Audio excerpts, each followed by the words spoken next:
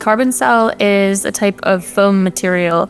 It's made out of biochar, and it's intended to replace things like expanded polystyrene and PIR, PUR foams.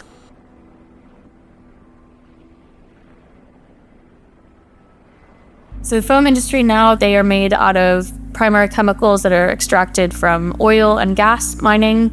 And once you've created these materials, they're not very cost effective to collect and recycle. In 2024 alone, there were over 10.6 million tons of expanded polystyrene were produced, equivalent to covering the continent of Europe 50 millimeters thick.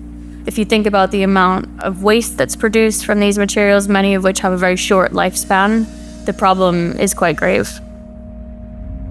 Biochar is agricultural waste that has been processed in a low oxygen environment.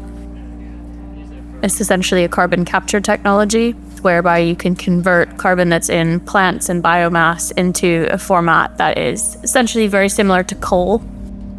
So the formation that happens over thousands of years underground is being rapidly sped up through these chemical reactions. People are getting hold of this technology and doing it at increasingly larger scales in order to reduce our total carbon emissions, but you need to have a place to put all of that material after you've carbonized it. So where we started was looking at what functions could biochar serve so that we can continue to produce more of it and therefore capture more carbon. Biochar has some really unique properties. It's highly porous, it's very lightweight, and that makes it a very good insulating material. And that's where the research started, looking at foams, because they're also very porous materials where you want high insulation values.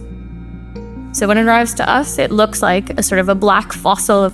Once it's been ground and graded, we combine it with a biopolymer and we can create pellets. So you can take those pellets, you put them into a mold and you form and shape them using heat. For the time being, our primary target is in packaging where the end of life and the problem around waste can be solved with our products. In the long term, we really see the biggest market though being in architectural materials, because there's just huge volumes of it hidden in the walls, ceilings, and also one where there's a lot of energy efficiency challenges we can solve with the insulation.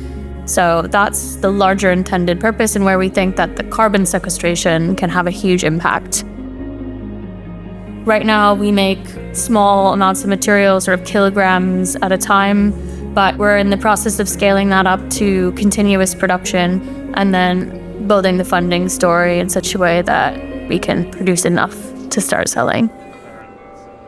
I think that compromise and massive collaboration is necessary to change systems in order to avoid climate collapse. So where I hope that we're going is that we'll start to see that happen across different industries that are under massive pressure to decarbonize, such as construction.